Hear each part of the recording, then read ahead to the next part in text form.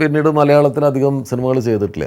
ഈ ഡേസി പടം റിലീസാവുന്നതിന് മുമ്പ് തന്നെ പുള്ളിയുടെ രണ്ടാമത്തെ പടമായിട്ടുള്ള ജീവ തമിഴിൽ അതൊരു വലിയ ഒരു തമിഴിലൊരു one of the biggest production ആയിരുന്നു. അത് പ്രൊഡക്ഷൻ സൈഡ് വളരെയധികം ഒബ്ജക്ഷൻ ഉണ്ടായിട്ടും പുള്ളി എന്നെ തന്നെ ഡയറക്ടറായിട്ട് എൻ്റെ വെച്ച്, അതും ഈ ഡേസി പടം റിലീസായിട്ട് പോലും ഉണ്ടായിരുന്നില്ല അന്ന്. ബട്ട് ഞാൻ അതിൽ ഒരുപാട് പ്രശ്നങ്ങൾ ഫേസ് ചെയ്യേണ്ടി വന്നു. കാരണം ആരോട് അസിസ്റ്റൻ്റായിട്ട് വർക്ക് ചെയ്തിട്ടില്ല, വളരെയുള്ള ഈ കണ്ടു കേട്ടിട്ടുള്ള ചില പരിചയങ്ങൾ മാത്രമേ ഉള്ളൂ.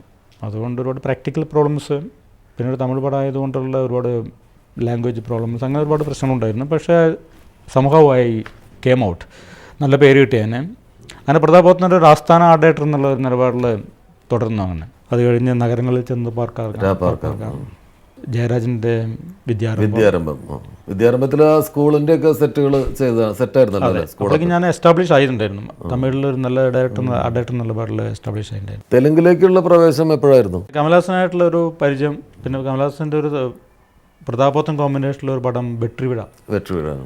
ഈ വെട്രിവിഴയ്ക്ക് വേണ്ടി ഞാനൊരു ചിന്ന മിസൈൽ വർക്ക് ചെയ്ത് കൊടുത്തിട്ടുണ്ടായിരുന്നു. ഒരു ഷിപ്പ് ബ്ലാസ്റ്റ് ചെയ്യുന്ന ഈ മിസൈൽ വെച്ചിട്ടാണ്. അങ്ങനെ കമലഹാസൻ പെട്ടെന്ന് ഒരു ദിവസം ഫോൺ ചെയ്തിട്ട് ഇങ്ങനെ വരാൻ പറഞ്ഞു. അങ്ങനെയാണ് രാമനായിഡു പറഞ്ഞിട്ടുള്ള പ്രൊഡ്യൂസർ പരിചയം ചെയ്യാൻ. മറ്റേ സുരേഷ് കൃഷ്ണയായിരുന്നു എൻ്റെ ഡയറക്ടർ. ഇന്ദ്രഡു ചന്ദ്രഡു ഇന്ദ്രൻ ചന്ദ്രൻ തമിഴിൽ വന്നു, മലയാളത്തിലും കേരളത്തിലൊക്കെ. അതിൻ്റെ അകത്ത് 2 സോങ് ഞാൻ വർക്ക് ചെയ്ത് കൊടുത്തത്, 2 സോങ്സ് മാത്രം. ആ സോങ്സ് വളരെ ഇമ്പ്രസീവ് ആയിരുന്നു. കമലഹാസൻ ഇമ്പ്രസീവ് ആയിരുന്നു. ഈ മെയിൻ ടൈം പ്രൊഡ്യൂസർ ഭയങ്കര ഇമ്പ്രസീവ്. തമിഴ് തെലുങ്കിലെ വണ്ണത്തെ ബിഗ്ഗസ്റ്റ് പ്രൊഡ്യൂസറായിരുന്നു രാമനായിഡു. പുള്ളിയും പറഞ്ഞ മാതിരി എന്നെ ഇൻട്രൊഡ്യൂസ് ചെയ്തിട്ട് പുള്ളി വലിയ റിയാക്ഷൻ ഒന്നും കാണിച്ചൊന്നുമില്ല, ഷേക്കിൻ്റെ പോലും തന്നില്ല എനിക്ക്. ബട്ട് ഈ ഫസ്റ്റ് സോങ് ഉണ്ടാക്കി കൊടുത്തതിന് ശേഷം പുള്ളി പറഞ്ഞാൽ അടുത്ത പടം സോങ് അവൻ തന്നെ കൊടുത്തോളാം എന്ന് പറഞ്ഞു. അങ്ങനെയാണ് അടുത്ത സോങ് വർക്ക് ചെയ്യുന്നത്. അതൊരുപാട് പെയിൻ്റൊക്കെ ഒഴിച്ചിട്ടുള്ള ഒരു സോങ് ആയിരുന്നു. അത് തെലുങ്കിൽ എല്ലാവരും ഭയങ്കരമായിട്ട് അപ്രീഷിയേറ്റ് ചെയ്തു. ഇത് സെയിം ടൈമാണ് പുള്ളിയുടെ മകൻ സുരേഷ് ബാബു ഒരു പടം വലിയൊരു പ്രോജക്റ്റ് പ്ലാൻ ചെയ്ത്, ബൊബ്ലി രാജ പറഞ്ഞിട്ട്. അതിൽ ഓൾറെഡി സ്റ്റാർ കാസ്റ്റിംഗ് ടെക്നീഷ്യൻസ് എല്ലാം ഫിക്സഡ് ആയി ഒരു ചെറിയ ഷെഡ്യൂൾ അങ്ങോട്ട് വർക്ക് ചെയ്ത് വെച്ചിരുന്നു അവർ. ഉടനടി ആ പടത്തിന് എന്നെ കാസ്റ്റ് ചെയ്തു ആ ഡയറക്ടറായിട്ട്. അത് പുള്ളിയുടെ നിർബന്ധപ്രകാരം, രാമനായിഡുവിൻ്റെ നിർബന്ധപ്രകാരം തന്നെ ആ പടത്തിന്. മെയിൻ ടൈം കമലഹാസൻ്റെ ഒരു പടം മൈക്കിൾ മദന കാമരാജ്, ആ പടവും അങ്ങനെ മെയിൻ ടൈം പ്രതാപോത്തൻ്റെ പടം വർക്ക് ചെയ്തു. അങ്ങനെ 3 പടം ഒരേ സമയം.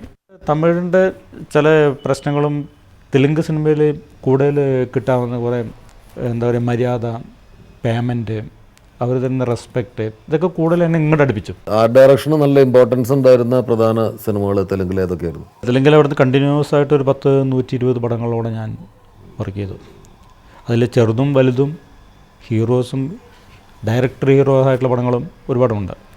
അതിൽ almost all top most heroes and top most directors എല്ലാവരും കൂടി ഞാൻ വർക്ക് ചെയ്തു. ഏറ്റവും ആദ്യമായിട്ട് നമ്മൾ തന്നെ എക്സൈറ്റഡ് ആയ ഒരു സെറ്റ് അല്ലെങ്കിൽ ഇപ്പോൾ മിസൈൽ പറഞ്ഞു, വെട്രിവിഴയിലെ മിസൈൽ ചെയ്തതുപോലെ ഒരു സ്പെഷ്യൽ സാധനം ചെയ്ത് എന്തെങ്കിലും ഓർക്കുന്നുണ്ടോ? രാമനായിഡു ബാനറിൽ തന്നെ കൂലി നമ്പർ 1 എന്ന് പറഞ്ഞിട്ട് പടം ചെയ്തു. അതെ, അത് മലയാളത്തിൽ ഡബ് ചെയ്ത് വന്നിട്ടുണ്ട്. അത് വെങ്കടേഷ് ആയിരുന്നു എൻ്റെ ഹീറോ. രാഘവേന്ദ്ര റാവു ഡയറക്റ്റ് ചെയ്ത പടം. അതിൽ തബു ഫസ്റ്റ് ആക്ട് ചെയ്ത പടം. അതിൽ ഞാനാണ് ആ ഡയറക്ടർ.